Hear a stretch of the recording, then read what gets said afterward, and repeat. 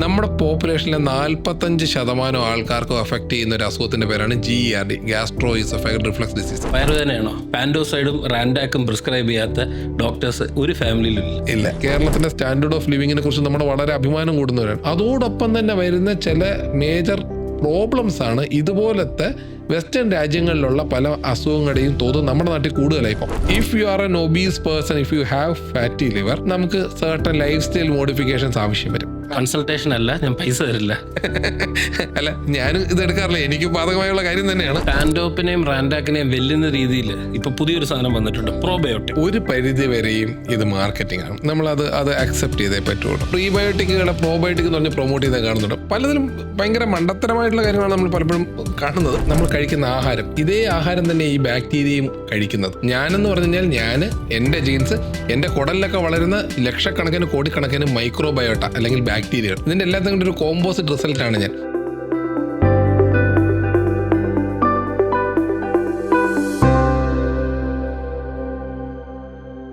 Hello, ഇന്ന് we have got a fantastic guest with us, Dr. Nibin Nahas. He is a medical gastroenterologist. He'll take us through our mouth into our stomach and explore our stomach with us. So welcome, doctor. Welcome to the show. Thank you. Welcome to Vital Voices. Gastro medicine അതെ, വളരെ interesting ആയിട്ടൊരു ഫീൽഡാണ്. ഒരുവിധപ്പെട്ട കേരളത്തിലെ എല്ലാ വീട്ടിലും ഒരു gastro ഡോക്ടറുണ്ട്. വയറുവേദനയാണോ? പാൻഡോസൈഡും റാൻഡാക്കും പ്രിസ്ക്രൈബ് ചെയ്യാത്ത ഡോക്ടേഴ്സ് ഒരു ഫാമിലിയിലും ഇല്ല. Okay, so I will start there. ഈ സാധനം ഇങ്ങനെ കഴിക്കുന്നത് കറക്റ്റ് ആണോ? അതൊരു വളരെ ഇമ്പോർട്ടൻ്റ് ആയിട്ടുള്ള ക്വസ്റ്റ്യൻ ആണ്. പിന്നെ നേരത്തെ പറഞ്ഞ പോലെ കേരളത്തിലെ എല്ലാ വീട്ടിലും ഒരു ഗ്യാസ്ട്രോ ഡോക്ടർ ഉണ്ട് എന്ന് പറഞ്ഞാൽ വളരെ സത്യമാണ്. കേരളത്തിൽ മാത്രമല്ല, ഇത് ലോകത്തെല്ലായിടത്തും ഉണ്ട്. നമ്മുടെ പോപ്പുലേഷനിലെ 45% ആൾക്കാർക്കും അഫക്റ്റ് ചെയ്യുന്ന ഒരു അസുഖത്തിന്റെ പേരാണ് GERD, gastro oesophageal reflux disease. അതായത് അസിഡിറ്റി കൂടിയതും മറ്റു കാരണങ്ങൾ കൊണ്ടും ആഹാരം അന്നനാളത്തിലേക്ക് കയറി വരുന്നൊരു രോഗം. അപ്പോൾ ഇതാണ് ലോകത്തിൽ തന്നെ ഏറ്റവും കോമണസ് ആയിട്ടുള്ള രോഗം. അതുകൊണ്ട് നിരന്തരം നമുക്ക് ഗ്യാസിൻ്റെ മരുന്നുകൾ പലതും കഴിക്കേണ്ടി വരാറുണ്ട്. അതിൽ ഏറ്റവും കോമൺ ആയിട്ട് പണ്ട് കാലങ്ങളിൽ കഴിച്ചുകൊണ്ടിരുന്ന മരുന്നിൻ്റെ പേരാണ് ഈ റാൻഡാക്ക് എന്ന് പറഞ്ഞ് നമ്മൾ റാനിറ്റിഡിൻ എന്നാണ് അതിൻ്റെ ആക്ച്വലി പേര്. ഇപ്പോഴത്തെ കാലത്ത് അതിന് പകരം പാൻഡോപ്രസോൾ, എസമോപ്രസോൾ, പാൻഡോപ്പ്, സോംപ്രാസ് എന്നൊക്കെ പറയുന്ന മെഡിസിൻസാണ് ഇപ്പോഴത്തെ കാലത്ത് കൂടുതലായി കഴിക്കുന്നത്. ഇനി അങ്ങോട്ട് അതിൻ്റെ പുതിയ ജനറേഷൻ സാധനങ്ങൾ ഇറങ്ങി, വോണോപ്രസാൻ, ഫെക്സുപ്രസാൻ എന്നൊക്കെ പറയുന്ന സാധനങ്ങൾ. ഇനി കുറച്ച് കാലം കഴിയുമ്പോഴേക്കും അവരുടെ പേരായിരിക്കും കൂടുതൽ കേൾക്കുക. ഇത് വെറുതെ കഴിക്കണോ എന്നുള്ളതൊരു റിലവൻറ്റ് ക്വസ്റ്റ്യൻ ആണ്. എല്ലാവർക്കും വെറുതെ ഈ മരുന്ന് കഴിക്കേണ്ട ആവശ്യമില്ല. ചില രോഗികൾക്ക് എന്നാൽ ഇത് കഴിക്കേണ്ട, ഇതിലൂടെ ഒരു സിംറ്റം റിലീഫ് ആവശ്യമുള്ള രോഗികൾക്ക് ഇത് കഴിക്കേണ്ട ആവശ്യമുണ്ട് താനും. അപ്പം അത് നമുക്ക് നമ്മുടെ ഒരു ഗ്യാസ്ട്രോ ഡോക്ടറെ കാണുമ്പോൾ നമ്മുടെ സിംറ്റംസും അതിൻ്റെ തീവ്രതയും അനുസരിച്ചിട്ടാണ് ഇത് കഴിക്കണോ വേണ്ടയോ എന്ന് വരുന്നത്. ഡെഫിനറ്റ്ലി ഇത് കേൾക്കുമ്പോൾ നമ്മുടെ വ്യൂവേഴ്സിന് എന്തായാലും ഒരു ഡൗട്ട് തോന്നും. Where should I draw the line? Okay, ഒരു ദിവസം കഴിച്ചും കുറവില്ല, എന്നാൽ 2 ദിവസം കൂടെ നോക്കാം. അപ്പോൾ ഈ തള്ളി നീക്കുക എന്നുള്ളത് നമ്മുടെ ഒരു സ്റ്റൈലാണല്ലോ. അതെ അതെ അതെ. Where should we draw the line? അതെ, നമ്മളിപ്പോൾ മനസ്സിലാക്കേണ്ടത് എന്താണ് ഒരു സിഗ്നിഫിക്കൻ്റ് ആയിട്ടുള്ള ഗ്യാസ്ട്രൈറ്റിസ് അല്ലെങ്കിൽ ഒരു സിഗ്നിഫിക്കൻ്റ് ആയിട്ടുള്ള റിഫ്ലക്സ് ഡിസീസ് എന്നുള്ളതാണ്. അപ്പോൾ എല്ലാവർക്കും ആഹാരം കഴിച്ച ഉടനെ കുറച്ച് പുളിച്ചു തേട്ടൽ വരാം. അത് വണ്ണം കൂടിയ ആൾക്കാർക്ക് പ്രത്യേകിച്ചും പുളിച്ചു തേട്ടൽ വരാം. അപ്പോൾ നമ്മൾ എല്ലാ പുളിച്ചു തേട്ടലിനും നമുക്ക് മരുന്ന് കഴിക്കുകയോ അല്ലെങ്കിൽ നമുക്ക് എൻഡോസ്കോപ്പി ചെയ്യുകയോ ഒന്നും വേണ്ട. ചില കാര്യങ്ങളുണ്ട്, വാർണിംഗ് സൈൻസ് എന്ന് പറയും. അതായത് നമ്മൾ ഭയപ്പെടേണ്ട അല്ലെങ്കിൽ നമ്മൾ കൂടുതൽ പ്രാധാന്യത്തോടെ നോക്കേണ്ട ചില സൈൻസ്. അതായത് ഭക്ഷണം വിഴുങ്ങി ഇറക്കുമ്പോൾ തടസ്സമുണ്ടാകുക, ഭക്ഷണം കഴിക്കുമ്പോൾ നെഞ്ചത്തോ മറ്റോ തടഞ്ഞിരിക്കുന്ന പോലത്തെ സൈൻ, ഡിസ്ഫേജിയ, അതൊരു വാർണിംഗ് സൈൻ. 2, ആഹാരം കഴിച്ച് കഴിഞ്ഞ് ഉടനെ തന്നെ വയറ് നിറയുന്നൊരവസ്ഥ. മുമ്പ് കഴിച്ചതിൻ്റെ അത്രയും മുമ്പ് നമുക്ക് ഉദാഹരണത്തിന് ഒരു 4 ഇഡലി കഴിക്കാൻ പറ്റുമായിരുന്നു, ഇപ്പോൾ 2 എണ്ണം കഴിക്കുമ്പോൾ തന്നെ വയറ് നിറയുന്നു. അതായത് ഏർലി സറ്റൈറ്റി. പിന്നെ പെട്ടെന്നുണ്ടാകുന്ന നമുക്ക് വെയിറ്റ് ലോസ്, അകാരണമായ വെയിറ്റ് ലോസ്, അങ്ങനൊരു സാഹചര്യം വരിക. പിന്നെ അതുപോലെ രക്തക്കുറവ്, ഹീമോഗ്ലോബിൻ കുറയുക, അനീമിയ, എവിടെ നിന്നെങ്കിലും രക്തം നഷ്ടപ്പെട്ടു പോകുന്ന അവസ്ഥ വരിക. ഇതൊക്കെയാണ് മെയിനായിട്ടുള്ള വാർണിംഗ് സൈൻസ്. ഇത് ഞാൻ പറഞ്ഞ അപ്പർ GI, അതായത് അന്നനാളവും ആമാശയും ഇതിനെ സംബന്ധിച്ചുള്ള വാർണിംഗ് സൈൻസ് ആണ്. അപ്പം ഇത്തരം സാധനങ്ങളുള്ള ആൾക്കാർ, ഇത്തരം സൈൻസ് ഉള്ള ആൾക്കാർ കൂടുതൽ തീവ്രതയോടെ ഇതിനെ കാണുക, ഗ്യാസ്ട്രോഎൻട്രോളജിസ്റ്റിനെ കാണിക്കുക. മറ്റൊരു റിസ്ക് ഫാക്ടർ എന്ന് പറഞ്ഞാൽ ഫാമിലി ഹിസ്റ്ററിയാണ്. ചില കുടുംബങ്ങളിൽ സ്റ്റൊമക് ക്യാൻസറിൻ്റെ തോത് കൂടുതലായിരിക്കും, കോളൻ ക്യാൻസറിൻ്റെ തോത് കൂടുതലായിരിക്കും. ഇങ്ങനെയുള്ള ആൾക്കാർ ഇതുപോലെ കൃത്യമായി ഡോക്ടറെ കണ്ട് അതിൻ്റെ പ്രതിവിധി എന്ത് വേണമെന്നുള്ളത് തീരുമാനിക്കുക. ഫാമിലി ഹിസ്റ്ററിയുടെ കാര്യം പറയുമ്പോൾ റെലവൻറ്റ് ഫാമിലി ഹിസ്റ്ററി എന്ന് പറയുന്നത് ഒരു ഡയറക്റ്റ് റിലേറ്റീവ് ആണോ ഉദ്ദേശിക്കുന്നത്? കാര്യം എപ്പോഴും കൺഫ്യൂസ്ഡ് ആണ്, ചിലർക്ക് പേടിയാണ്. ഒരു ഗ്രേറ്റ് ഗ്രാൻഡ് ഫാദറിന് ഇങ്ങനെ ഒരു ഇഷ്യൂ ഉണ്ടായിരുന്നു കേട്ടു, അപ്പൊ എനിക്ക് വരുമോ? അതാണ് ഇവിടെ റിലവൻറ്റ്. അതെ, ഇപ്പൊ ഡയറക്റ്റ് ഫാമിലി എന്ന് പറയുമ്പോൾ ഫാമിലിയുടെ ഓരോ നമ്മൾ ഡിഗ്രി ഓഫ് ഫാമിലി റിലേറ്റീവ്സ് പറയും. നമ്മുടെ ഇമ്മീഡിയറ്റ് ആയിട്ടുള്ള ആൾക്കാർ, അതായത് അച്ഛൻ, അമ്മ, സഹോദരങ്ങൾ, ഇത് ഫസ്റ്റ് ഡിഗ്രി റിലേറ്റീവ്സ്. അതിന് ശേഷമുള്ളവർ കസിൻസ്, ഇത് സെക്കൻഡ് ഡിഗ്രി. അതിൻ്റെ അപ്പുറത്തോട്ട് പോകും തേർഡ് ഡിഗ്രി, ഇങ്ങനെ പോകും. നമ്മുടെ ഫസ്റ്റ് ഡിഗ്രി റിലേറ്റീവ്സിന് ഒരു രോഗമുണ്ടെങ്കിൽ, അതായത് അച്ഛൻ, അമ്മ, സഹോദരങ്ങൾക്കോ സഹോദരികൾക്കോ രോഗമുണ്ടെങ്കിൽ അതിന് നമ്മൾ കൂടുതൽ തീവ്രത കൊടുക്കണം. ജനിതകമായ ക്യാൻസറിൻ്റെ രോഗം മുതലായ സാധനങ്ങളൊക്കെ സാധാരണ നേരത്തെ വരും. അതായത് യൂഷ്വലി 50 വയസ്സിന് മുമ്പ് വരുന്ന ട്യൂമറുകളെയാണ് നമ്മൾ ജനറ്റിക്സ് കാരണമുള്ള ട്യൂമറുകളെ സസ്പെക്ട് ചെയ്യുന്നത്. ഓക്കെ, അപ്പോൾ ഏർലി ആയിട്ട് ഫസ്റ്റ് ഡിഗ്രി റിലേറ്റീവിന് ഒരു രോഗം വരികയാണെങ്കിൽ അതിന് നമ്മൾ സിഗ്നിഫിക്കൻ്റ് ആയിട്ട് എടുക്കും. കൂടുതൽ ആളുകളിൽ നമ്മുടെ ഒരു ഉദാഹരണത്തിന് 2 ഫസ്റ്റ് ഡിഗ്രി റിലേറ്റീവിന് ഒരു കുടൽ ക്യാൻസർ വരികയാണെന്നുണ്ടെങ്കിൽ നമ്മുടെ റിസ്ക് വളരെയധികം കൂടുന്നു. അതുപോലെ തന്നെ കൂടുതൽ ഇപ്പോൾ second degree relatives, 2 or 3 second degree relatives, അതായത് കസിൻസ് പോലത്തെ ആൾക്കാർക്ക്, അല്ലെങ്കിൽ വല്യച്ഛൻ, വല്യമ്മ, മാമൻ, മാമി പോലത്തെ ആൾക്കാർക്കൊക്കെ ഈ ക്യാൻസർ പോലത്തെ രോഗങ്ങൾ വന്നിട്ടുണ്ട്. ആ വന്നവയൊക്കെയും തന്നെ ഏർലി ഏജിൽ തന്നെ വന്നതാണെന്നുണ്ടെങ്കിൽ നമ്മളതൊരു ഹയർ റിസ്ക് ആയിട്ട് എടുക്കും. അതേസമയം ഇപ്പോൾ ഒരു 80 വയസ്സുള്ള എൻ്റെ ഒരു ഇമ്മീഡിയറ്റ് റിലേറ്റീവിന്, നിങ്ങളുടെ ആരുടെങ്കിലും പേരൻസോ അങ്ങനെ ആർക്കെങ്കിലും ഒരു ട്യൂമർ വന്നു എന്ന് പറഞ്ഞ് എന്നെ അതിൻ്റെ ഒരു ഹയർ റിസ്കിലോട്ട് ആക്കുന്നില്ല. അതാണ് നമ്മൾ അതിലത്ത് മനസ്സിലാക്കേണ്ടത്. കഴിഞ്ഞ ഒരു 3 to 5 years നോക്കിക്കഴിഞ്ഞാൽ I think gastro medicine has made strides എന്ന് പറയാം. ഡെഫിനറ്റ്ലി. ഓക്കെ, അതൊരു സാധാരണക്കാരന് അതിൻ്റെ ഒരു ടേക്ക് അവേ പറയാം. ഇപ്പം ഫോർ എക്സാമ്പിൾ നമ്മൾ ജനറൽ ബേസിക് ഒരു മെഡിക്കൽ നോളജിൽ നമ്മൾ ഫസ്റ്റ് സ്പേസ്, സെക്കൻഡ് സ്പേസ് എന്നൊക്കെ കേട്ടിട്ടുണ്ട്. സിനിമയിൽ 4th സ്ക്രീൻ എന്ന് പറയുന്ന പോലെ ഇപ്പോൾ ഒരു 3rd സ്പേസും വന്ന് ചാടിയിട്ടുണ്ട്. ഡെഫിനറ്റ്ലി. അപ്പോൾ ഇതിലോട്ടൊക്കെ വരുമ്പോൾ ബേസിക്കലി എന്താണ് കഴിഞ്ഞ കുറച്ച് നാളുകളായിട്ട് ഗ്യാസ്ട്രോൻട്രോളജിയിൽ നടന്നിട്ടുള്ള അഡ്വാൻസസ്, അതാണ് ബേസിക്കലി നന്ദൻ ഇവിടെ ചോദിക്കുന്നത്. എനിക്ക് മനസ്സിലാവും. ബേസിക്കലി നമ്മൾ കുറെ കൊല്ലങ്ങൾ എൻഡോസ്കോപ്പി ഒക്കെ സ്റ്റാർട്ട് ചെയ്തിട്ട് കുറെ കൊല്ലങ്ങളായിട്ടുണ്ട്, 60-70 കൊല്ലങ്ങളായിട്ടുണ്ട്.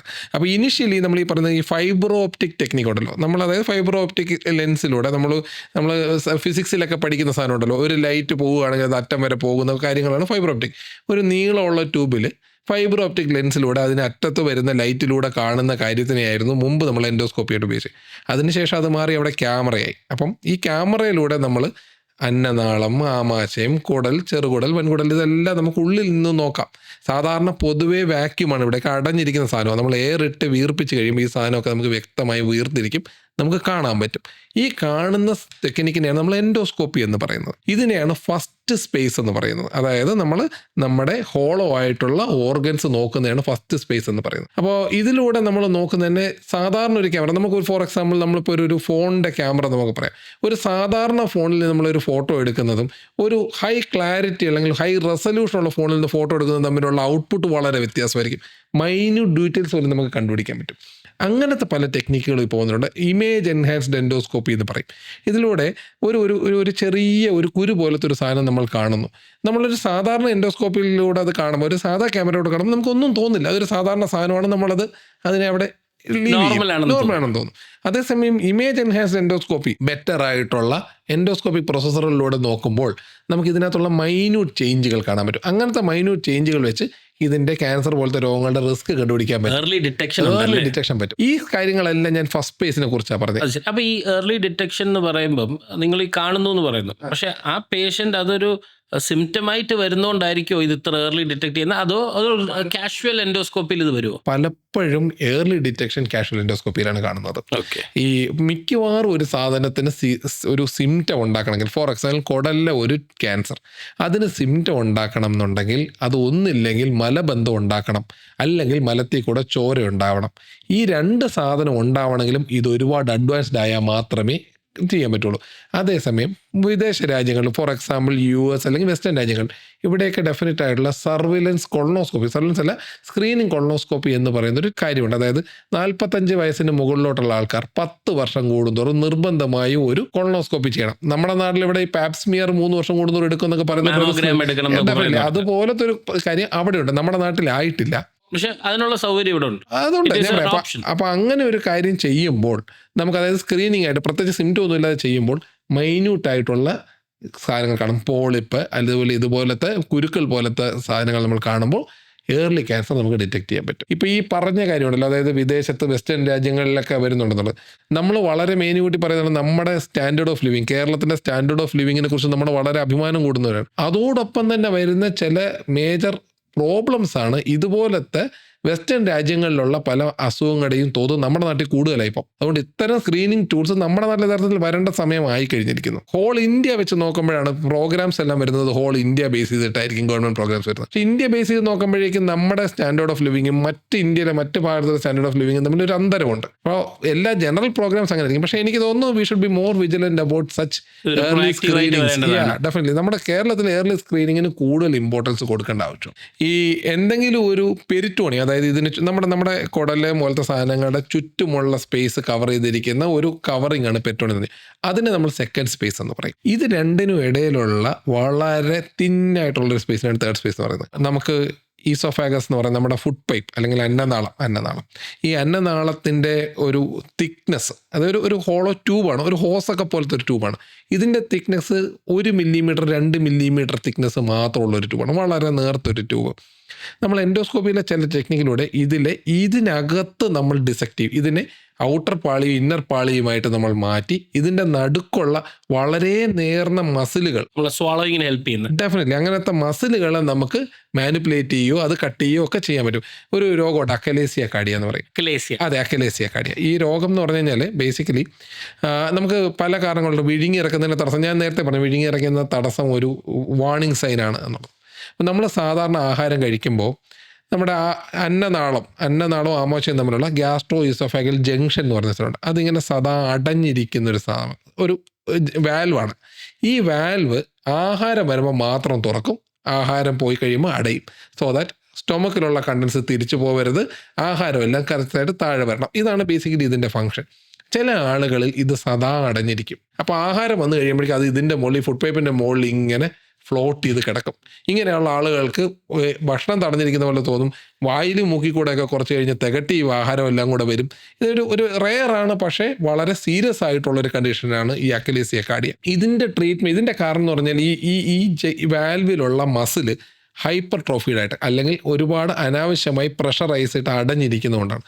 അപ്പോൾ നമുക്ക് ഇതിൻ്റെ ട്രീറ്റ്മെൻറ്റായിട്ട് മുമ്പ് കാലങ്ങളിൽ ചെയ്തുകൊണ്ടിരുന്നത് സർജറിയാണ്. അപ്പോൾ ഈ സർജറിയിൽ ചെയ്യുന്നത് പുറത്തൂടെ വന്ന് ഈ മസിൽ മുറിച്ച് കളയും എന്നുള്ളത്. സർജറി പുറത്തൂടെ പോലും ലാപ്രോസ്കോപ്പിയിലൂടെയും പറ്റും, പക്ഷേ അതിനകത്ത് പോയിട്ട് ആ മസിൽ നമ്മൾ മുറിച്ച് കളയാന്നുള്ള പറ്റും. അതേസമയം എൻഡോസ്കോപ്പിയിലൂടെ പോയം എന്ന് പറയുന്നത് പെർ ഓറൽ എൻഡോസ്കോപ്പിക് മയോട്ടമി എന്ന് പറഞ്ഞ ടെക്നിക്കിലൂടെ പോയമിലെ ടെക്നിക്കിലൂടെ നമ്മൾ ഈ തേർഡ് സ്പേസിലോട്ട് കയറും. അതായത് ഈ ഈസോഫാഗസിൻ്റെ 2 പാളികൾ നമ്മൾ ഇത് ചെയ്ത്, അതായത് വളരെ ചെറിയ പാളികളാണ് ഞാൻ പറഞ്ഞത്, അത് നമ്മൾ അതിലൂടെ ആ പോകുന്ന മസിൽ കണ്ടുപിടിച്ച് അതിനെ ഒരു നീളത്തിലൊരു കട്ട് ചെയ്ത് കഴിയുമ്പോൾ ആ മസിൽ റിലാക്സ് ആവും, അത് തുറന്ന് കിട്ടും.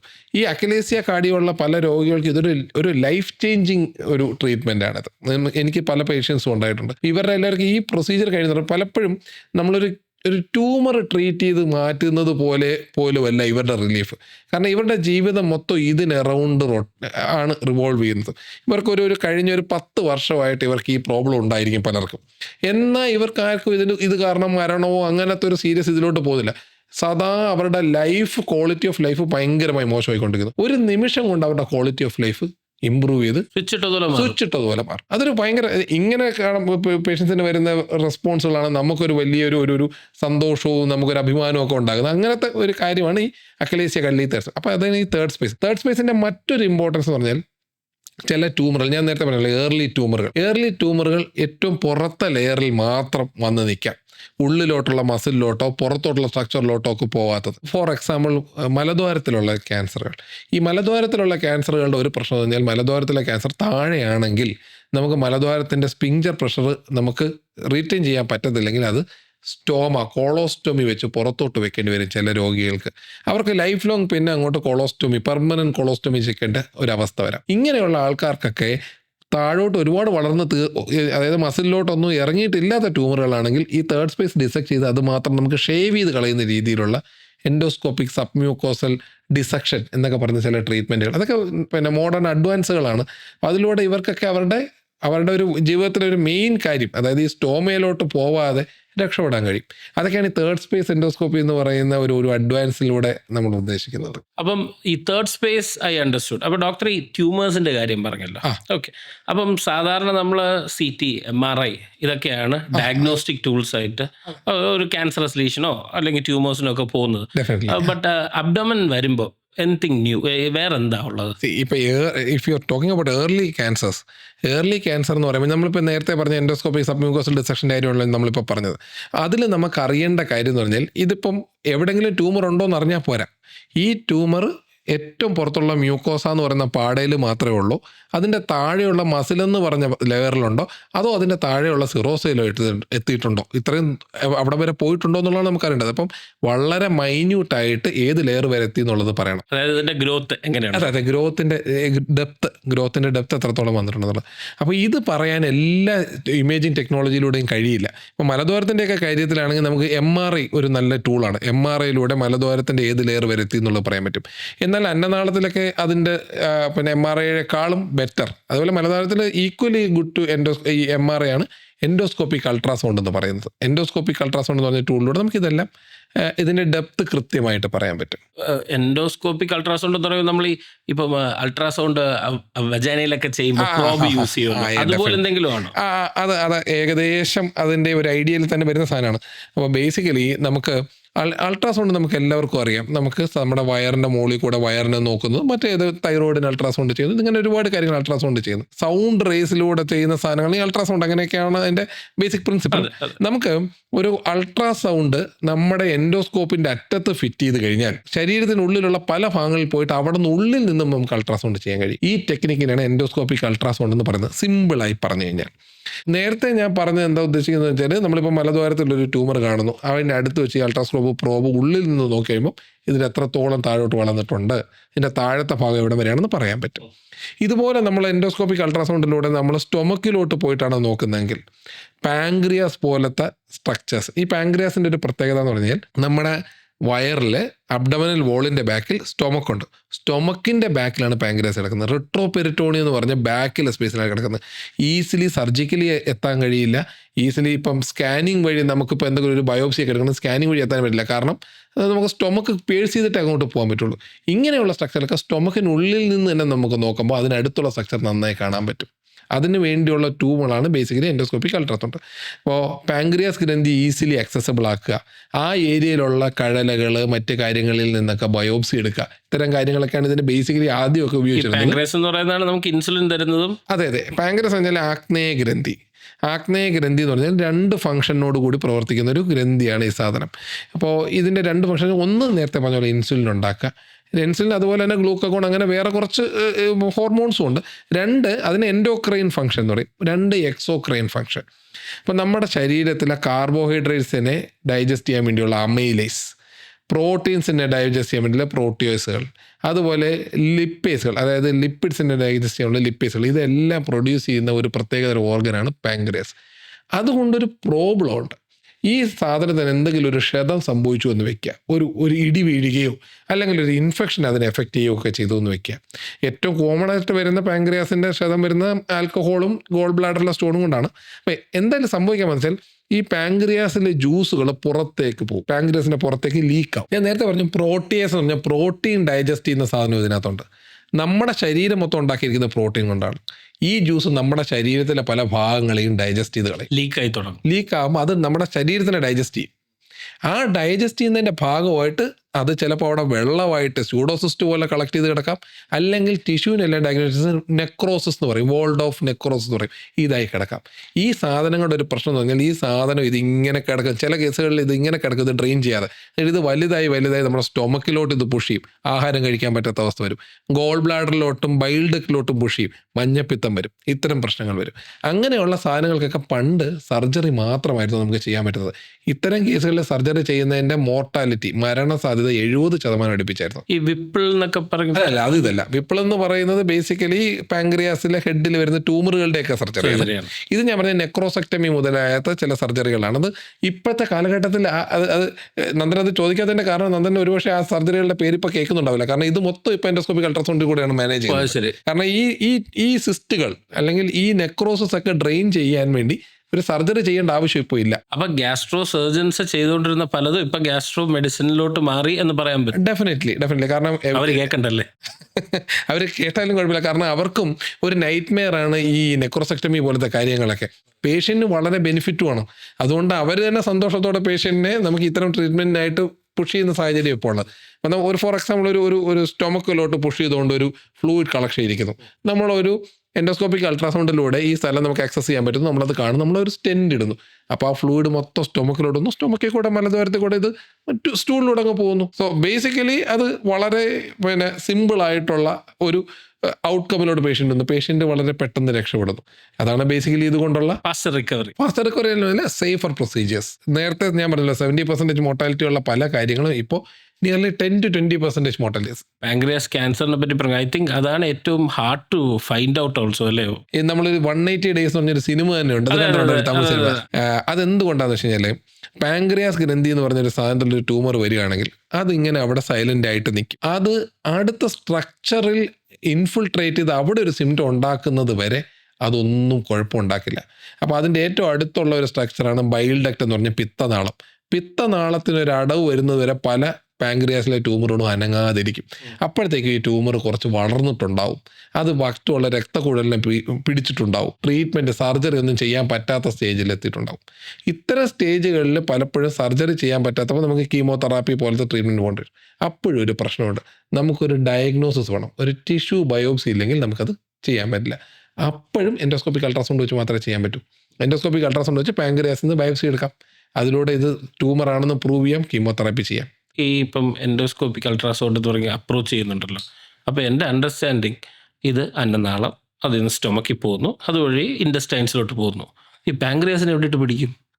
അതായത് ഈ പാങ്ക്രിയാസ് ഞാൻ നേരത്തെ പറഞ്ഞല്ലോ, ഈ സ്റ്റൊമക്ക് റെട്രോപെരിറ്റോണിയൽ. അതെ, സ്റ്റൊമക്കിൻ്റെ പിന്നിലേക്ക് കിടക്കുന്ന സാധനം. നമ്മൾ ഈ അൾട്രാസൗണ്ടിലൂടെ എന്താ ചെയ്യുന്നത്, ഈ സ്റ്റൊമക്കിൽ നിന്ന് നമ്മൾ അൾട്രാസൗണ്ട് ചെയ്യുക. നമ്മൾ പ്രോബ് വെച്ചിട്ടുണ്ട്, നമ്മൾ ഈ നമ്മുടെ ഈ ദേഹത്ത് വെച്ച് പ്രോബ് വെക്കുന്ന പോലെ ഈ പ്രോബ് വെച്ച് ഞാൻ സ്റ്റൊമക്കിൽ നിന്നും സ്റ്റൊമക്കിന് ചുറ്റുമുള്ള സ്ട്രക്ചറാണ് നോക്കുന്നത്. അതിലൂടെ ഞാൻ നോക്കുന്നത് പാങ്ക്രിയാസിനെ ഞാൻ കാണും, ഞാൻ അയോട്ടയെ കാണും, അതായത് ഏറ്റവും രക്തക്കുഴലുകളെ കാണും. ഈസോഫാഗസിൽ വെച്ച് നോക്കുമ്പോൾ ഞാൻ ഹാർട്ടിനെ കാണും, ഞാൻ ലങ്സിലെ അതിന് ചുറ്റുമുള്ള ലങ്സിനെ കാണും, ലങ്സിലെ നോഡുകൾ കാണും. ഇതിന് ചുറ്റുമുള്ള എല്ലാ സാധനവും ഞാൻ ഉള്ളിൽ നിന്ന് കാണുക, ഒരു CT സ്കാൻ ചെയ്യുന്നത് പോലെ ഉള്ളിൽ നിന്ന് കാണുക. ഉള്ളിൽ നിന്ന് പിന്നെ ഞാൻ കാര്യങ്ങൾ ചെയ്യണം. അപ്പോൾ അതുകൊണ്ടുള്ളൊരു ഗുണം എന്ന് പറഞ്ഞു കഴിഞ്ഞാൽ നമുക്ക് അല്ലാത്ത രീതിയിൽ അക്സസിബിൾ അല്ലാത്ത പല സ്ട്രക്ചറുകളിലോട്ട് നമുക്ക് എത്താൻ പറ്റും. അപ്പോൾ അതുപോലെയാണ് ഇപ്പോൾ ഈ പറഞ്ഞ പോലെ പാങ്ക്രിയാസിൻ്റെ ഈ അങ്ങനെയാണ്. അപ്പോൾ സ്റ്റൊമക്കിൽ നിന്ന് നമ്മൾ പാങ്ക്രിയാസിലെത്തും. ഡിയോഡിനത്തിൻ്റെ ഫസ്റ്റ് പാർട്ട് D1 എന്ന് പറഞ്ഞ ഭാഗത്തിൽ നിന്ന് പാങ്ക്രിയാസിലെത്താം, D2 എന്ന് പറഞ്ഞ ഭാഗത്ത് നിന്ന് പാങ്ക്രിയാസിലെത്താം. കുറച്ചുകൂടെ ടെക്നിക്കലി പറഞ്ഞു കഴിഞ്ഞാൽ body and tale of pancreas നമ്മൾ സ്റ്റൊമക്കിൽ നിന്നും, head of pancreas D1 first പാർട്ടിൽ നിന്നും, പിന്നെ അൺസിനേറ്റ് പ്രോസസ് എന്ന് പറഞ്ഞ സാധനം D2 second part of D1. അതൊരു ടെക്നിക്കൽ കാര്യമാണ്, പ്രോസസ്സാണ്. നമുക്കിതെല്ലാം റീച്ച് ചെയ്യാൻ പറ്റും. അതെ. Intermittent fasting good or bad? അത് ഗുഡ് എന്ന് ഞാൻ പറയും. കാരണം ഈ ഇൻ്റർമിറ്റൻറ്റ് ഫാസ്റ്റിങ്ങിന് മെഡിറ്ററേനിയൻ ഡയറ്റ് എന്ന് പറയുന്ന ഡയറ്റിനും ഒക്കെ ആക്ച്വലി ഫാറ്റി ലിവറിനകത്ത് കുറച്ച് എവിഡൻസ് ഉള്ള സാധനങ്ങളാണ്. 1 meal a day? 1 meal a day I won't suggest actually. 1 meal a day ഇതിന് പറഞ്ഞാൽ ഇതിനൊരു കാര്യം വെച്ചാൽ ഫാറ്റി ലിവറിന് ഇത് മെച്ചമാകുമ്പോൾ തന്നെ ഇത് ഗ്യാസ്ട്രൈറ്റിസ് പോലത്തെ കാര്യങ്ങൾക്ക് ഇതിന് നെഗറ്റീവ് ഇമ്പാക്റ്റാണ് ഉണ്ടാക്കുന്നത്. കാരണം നമ്മൾ ലോങ് ടൈം ഫാസ്റ്റ് ചെയ്യാണ്, ഈ ഫാസ്റ്റ് ചെയ്യുന്ന സമയത്തെല്ലാം ആസിഡ് ഉണ്ടാവുകയാണ്, ഇത് അൾസർ ഉണ്ടാക്കാനുള്ള പോസിബിലിറ്റീസും കാര്യങ്ങളും ഗ്യാസ്ട്രൈറ്റിസും ഒക്കെ ഉണ്ടാക്കുന്നു. If you are N obese person, if you have fatty liver, നമുക്ക് സർട്ടൻ ലൈഫ് സ്റ്റൈൽ മോഡിഫിക്കേഷൻസ് ആവശ്യം വരും. കൺസൾട്ടേഷൻ അല്ല, ഞാൻ പൈസ തരില്ല. അല്ല, ഞാൻ ഇത് എടുക്കാറില്ല, എനിക്ക് ബാധകമായുള്ള കാര്യം തന്നെയാണ്. പിന്നെ വന്നിട്ടുള്ളത് വാട്ടർ ഡയറ്റ് എന്ന്, വാട്ടർ ഫാസ്റ്റിംഗ് എന്ന്. വാട്ടർ ഫാസ്റ്റിംഗ് ഇതെല്ലാം ബേസിക്കലി ഇതെല്ലാം പല കാര്യങ്ങളും നമുക്ക് ഫാൻസീഡ് ആയിട്ട് പറയുന്ന പല പല ടെക്നിക്സ് ആണ്. എൻ്റെ understanding which I don't follow is calorie deficit അല്ലാതെ വേറെ ഒന്നും വർക്ക് ആവില്ല. ഡെഫിനറ്റ്ലി നമുക്ക് ഒരൊറ്റ കാര്യം മാത്രമേ നമുക്ക് ഇതുകൊണ്ടെല്ലാം ഉദ്ദേശം വയ്ക്കുന്നുള്ളൂ. അതായത് കാർബോഹൈഡ്രേറ്റ്സിൻ്റെ ലെവൽ കുറയ്ക്കുക, കാർബിൻ്റെ ലെവൽ കുറയ്ക്കുക എന്നുള്ളത് മാത്രമേ. എല്ലാ സാധനങ്ങളും ഇൻ്റർമീഡിയറ്റ് ഫാസ്റ്റിങ്ങിൽ അവർ ചെയ്യുന്നത് അത് തന്നെയാണ്. അതുപോലെ 1 meal a dayയിലും ബേസിക്കലി വരുന്നത് ഇൻഎഫക്റ്റ് വരുന്നത്. ന്യൂട്രീഷനിസ്റ്റിനോട് ചോദിക്കേണ്ടതാണ്, പക്ഷേ ഐഡിയൽ പ്രോട്ടീൻ പെർ കിലോഗ്രാം എത്രയാണ്? 1 to 1.5 gram per kg ആണ് ബേസിക്കലി പറയാം. അത് ഓരോ കണ്ടീഷൻ അനുസരിച്ച് വ്യത്യാസം വരും. എങ്കിലും അതായത് ഡിസീസസ് ഒന്നും ഇല്ലാത്ത ഒരു സാധാരണ ആൾക്ക്, ഒരു 60 gram പ്രോട്ടീൻ ഒരു ദിവസം, 60 gram മുതൽ 75 gram പ്രോട്ടീൻ ഒരു ദിവസം. നമുക്ക് 100 കിലോ ഉണ്ടെങ്കിൽ 100 കിലോ ഉണ്ടെങ്കിൽ ഐഡിയൽ ബോഡി വെയിറ്റ് ആണ്. അതാണ് കാര്യം. 100 കിലോ ഉള്ള ആൾ 100 വെച്ചിട്ട് 150 കഴിക്കുക എന്നുള്ളതല്ല അതിൻ്റെ ഐഡിയ. 100 കിലോ ഉള്ള ആൾക്കൊരു ഹൈറ്റ് ഉണ്ടാവും, അതൊരു ഉദ്ദേശം 175 സെൻറ്റിമീറ്റർ ആണെന്ന് വിചാരിക്കും. അയാളുടെ ഐഡിയൽ വെയിറ്റ് 75 കിലോ ആണ്. അപ്പോൾ അയാൾ എടുക്കേണ്ടത് 75 gram അല്ലെങ്കിൽ ഒരു 90 gram വരെ. ഡോക്ടർ പറയുന്നത് അങ്ങനെ ബിൽഡ് ചെയ്ത് കാലറി ഡെഫിസിറ്റ് വേണം. അതെ, അങ്ങനെ ബിൽഡ് ചെയ്ത കാലറി ഡെഫിസിറ്റ് വേണം. ഒരുപാട് കൺഫ്യൂഷൻസും പിന്നെ അതിൻ്റെ മുകളിൽ ഇപ്പം കുറേ ഓൾട്ടർനേറ്റ് ഹീലിങ്ങും ഒക്കെ കുത്തി മറയുന്ന ഒരു ഏരിയയാണ് ഈ ഇറിറ്റബിൾ ബവൽ സിൻഡ്രോം. അതിൻ്റെ കോൺട്രിബ്യൂട്ടിങ് ഫാക്ടേഴ്സ് വയറൊഴിച്ച് ബാക്കി എല്ലാം ഇപ്പം പറയുന്നുണ്ട്. അതായത് stress, work life balance. Okay, അപ്പം ഇവിടെ ചിലർ പറയും ഇതിന് നിങ്ങൾ വയറിനെ അല്ല ട്രീറ്റ് ചെയ്യേണ്ടത്, നിങ്ങളെ സ്ട്രെസ്സിനെ ട്രീറ്റ് ചെയ്യണമെന്ന്. ചിലർ പറയും ഇല്ല, ഇറ്റ് ഇസ് അബ്ഡമൻ. അങ്ങനെ ഒരു ഡിമാർക്കേഷൻ ഉണ്ടോ? ബേസിക്കലി ഇറിറ്റബിൾ ബൗൾ സിൻഡ്രോം എന്ന് പറഞ്ഞ രോഗം നമുക്ക് 3 ഫാക്ടേഴ്സിലൂടെ നമുക്ക് അതിനെ അഡ്രസ്സ് ചെയ്യാം. ഒന്ന് ഡയറ്റ് എന്ന് പറയുമ്പോൾ ചില ആഹാര സാധനങ്ങൾ ഇതിനകത്ത് ഇറിറ്റബിൾ ബൗൾ സിൻഡ്രോമിനെ പ്രസിപ്പിറ്റേറ്റ് ചെയ്യിപ്പിക്കുന്നു. ഉദാഹരണത്തിന് ലെഗ്യൂംസ്, പരിപ്പ്, പയറ്, കടലകൾ, അതുപോലെ പാലുൽപ്പന്നങ്ങൾ, പിന്നെ ചിലർക്ക് ഗോതമ്പ്. പിന്നെ ഇത് ഓരോ ആൾക്കാരനുസരിച്ച് വ്യത്യസ്തപ്പെടുകയും ചെയ്യാം കേട്ടോ. പിന്നെ കുക്കുംബർ, ക്യാബേജ് പോലത്തെ സാധനങ്ങൾ ഇറിറ്റബിൾ ബൗൾ സിൻഡ്രോമിന് മോശമാണ്. അങ്ങനെയുള്ള പല പല കാര്യങ്ങളുണ്ട്. 2, നമ്മുടെ ചെറുകുടലിലും വൻകുടലിലും വളരുന്ന ബാക്ടീരിയ, ഗട്ട് ബാക്ടീരിയ. പഴയ കാലത്തെ കൺസെപ്റ്റ് എന്ന് പറഞ്ഞാൽ ബേസിക്കലി എൻ്റെ ജീൻസ്, എൻ്റെ രോഗങ്ങൾ, എൻ്റെ കാര്യങ്ങൾ എല്ലാത്തിനും തരും. ഇപ്പം ഞാൻ ഒരാളല്ല. ഞാനെന്ന് പറഞ്ഞു കഴിഞ്ഞാൽ എൻ്റെ ജീൻസ്, എൻ്റെ കുടലിലൊക്കെ വളരുന്ന ലക്ഷക്കണക്കിന് കോടിക്കണക്കിന് മൈക്രോബയോട്ട അല്ലെങ്കിൽ ബാക്ടീരിയകൾ, ഇതിൻ്റെ എല്ലാത്തിനും കൂടി ഒരു കോമ്പോസിറ്റ് റിസൾട്ടാണ് ഞാൻ. അപ്പോൾ എൻ്റെ ആമാശയത്തിലും എൻ്റെ കുടലിലും ഒക്കെ വളരുന്ന ബാക്ടീരിയകൾ, അവയുണ്ടാക്കുന്ന പ്രശ്നങ്ങൾ. അപ്പോൾ അതായത് ഫോർ എക്സാമ്പിൾ നമ്മൾ കഴിക്കുന്ന ആഹാരം, ഇതേ ആഹാരം തന്നെ ഈ ബാക്ടീരിയയും കഴിക്കുന്നത്. അപ്പോൾ ഈ ആഹാരം കഴിച്ചു കഴിഞ്ഞിട്ട് ബാക്ടീരിയയുടെ ജീവിതവുമായിട്ട് മുന്നോട്ട് പോകും. മോശപ്പെട്ട ബാക്ടീരിയകളുണ്ട്, ചില ബാക്ടീരിയകൾ. അപ്പോൾ ഇത് ഡൈജസ്റ്റ് ചെയ്യുന്നതിന് പകരം ഫെർമെൻറ്റ് ചെയ്യും. നമുക്കറിയാമല്ലോ, ഈസ്റ്റൊക്കെ ഫെർമെൻറ്റ് ചെയ്യുന്നത്. ഈ ഫെർമെൻറ്റ് ചെയ്യുമ്പോൾ ഇത് കുറേ ഗ്യാസ് ഉണ്ടാക്കും. ഈ ഗ്യാസ് കുടലിൽ ബ്ലോട്ടിംഗ് ഉണ്ടാക്കും. ഇതാണ് നമ്മൾ കോമൺ ആയിട്ട് ഉണ്ടാകുന്ന ബ്ലോട്ടിങ്ങിൻ്റെ സിംറ്റത്തിൻ്റെ കാരണം. പിന്നെ ഇത് രണ്ടാമത്തെ, അപ്പോൾ നമ്മുടെ മൈക്രോബയോട്ട. മൂന്നാമത്തെ കാര്യം സ്ട്രെസ്. നേരത്തെ പറഞ്ഞുള്ള സ്ട്രെസ്, നമ്മുടെ കുടലിൻ്റെ ചലനം. ഒരു പക്ഷേ നമ്മുടെ രണ്ടുപേരുടെയും കുടലിൻ്റെ ചലനത്തിൻ്റെ സ്പീഡ് ഒരുപോലെ തന്നെ ആയിരിക്കാം. പക്ഷേ നന്ദൻ്റെ ഞരമ്പുകൾ എൻ്റെ ഞരമ്പുകളെക്കാൾ കുറച്ചുകൂടെ സെൻസിറ്റീവ് ആണെങ്കിൽ സാധാരണ സ്പീഡിൽ പോകുന്നതിന് ചിലപ്പോൾ സ്പീഡ് കൂടുതലായിട്ടോ അല്ലെങ്കിൽ വെറുതെ ഇളങ്ങുന്നതിൻ്റെ വേദനയുള്ള ഒരു സ്റ്റിമുലസ് ആയിട്ടോ പെർസീവ് ചെയ്യാം. ഇത് നന്ദൻ്റെ ഞരമ്പിൻ്റെ പെർസീവിങ്ങിൻ്റെ കുഴപ്പമാണ്. അതായത് നന്ദൻ്റെ ഞരമ്പ് മനസ്സിലാക്കുന്നത് ഒരു ഒഴുക്കിനെ വേദനയായിട്ടാണ് മനസ്സിലാക്കുന്നത്. അതേസമയം എൻ്റെ ഞരമ്പ് ഒരുപക്ഷെ അതിനെ ഒരു ഒഴുക്കായി തന്നെ മനസ്സിലാക്കുന്നു. അതുകൊണ്ട് എൻ്റെ ഞരമ്പ് അതിനകത്തൊരു പ്രശ്നം ഉണ്ടാക്കുന്നില്ല. എനിക്ക് ആ സ്ട്രെസ് ഫീൽ ചെയ്യും. മെറ്റൈസേഷൻ എന്ന് പറയുന്നത് ഡെഫിനറ്റ്ലി അതുപോലെ. അതെ. അപ്പോൾ ഇത്തരം കാര്യങ്ങൾ സ്ട്രെസ് അഗ്രവേറ്റ് ചെയ്യിപ്പിക്കുന്നു. അപ്പോൾ സോ ബേസിക്കലി സ്ട്രെസ്സിന് റോളുണ്ട്, ഡയറ്റിന് റോളുണ്ട്, ഗട്ടിലെ ബാക്ടീരിയയ്ക്ക് റോളുണ്ട്. ഇതിലെവിടെ ലീക്കി ഗട്ട് വന്ന് പെടുന്നത്? ലീക്കി ഗട്ട് എന്ന് പറഞ്ഞു കഴിഞ്ഞാൽ നമ്മുടെ ചില ബാക്ടീരിയകൾ ഉണ്ടാക്കുന്ന, നമ്മുടെ കുടലിൽ വളരുന്ന ബാക്ടീരിയ ഉണ്ടാക്കുന്ന എൻഡോടോക്സിൻ, ലിപ്പോപോളിസാക്കറൈഡ് എന്നൊക്കെ പറയുന്ന ചില കോമ്പൗണ്ടുകളുണ്ട്. ഈ സാധനങ്ങൾ വെച്ച് കഴിഞ്ഞാൽ നമ്മുടെ ടോക്സിൻസ് ആണ് ബേസിക്കലി. ഈ സാധനങ്ങൾ നമ്മുടെ ശരീരത്തിലുണ്ടാകുന്ന രോഗപ്രതിരോധ ശക്തിക്ക് വേണ്ടിയുള്ള ആൻറ്റിബോഡീസുമായിട്ടൊരു മാച്ചും മിസ്മാച്ചും അത് തമ്മിലുള്ള മത്സരങ്ങളും ഒക്കെ നടക്കുന്നു. അപ്പോൾ അതിലൂടെ എന്ത് സംഭവിക്കുന്നു പറഞ്ഞാൽ നമ്മുടെ ഗട്ടിൽ ചെറിയ സുഷിരങ്ങളല്ല, അത് ബേസിക്കലി ഇതൊക്കെ മോളിക്കുലാർ ലെവലിലുള്ള കാര്യങ്ങളാണ്. അതിലൂടെ ഇത്തരം സാധനങ്ങൾ നമ്മുടെ ബ്ലഡിലോട്ട് കയറുന്നു, എൻഡോടോക്സിൻസ് പോലത്തെ ബ്ലഡിലോട്ട് കയറുന്നു. അതുപോലെ ചില സാധനങ്ങൾ നമ്മൾ ഇതിനെയാണ് ലീക്കി ഗട്ട് എന്ന് പറയുന്നത്. ഇതുകൊണ്ട് ഈ സാധനങ്ങളൊക്കെ ലീക്കി ഗട്ട് ഇതുപോലത്തെ സാധനങ്ങളെല്ലാം സോഷ്യൽ മീഡിയയിൽ ഇങ്ങനെ തകർക്കുന്ന സാധനങ്ങൾ.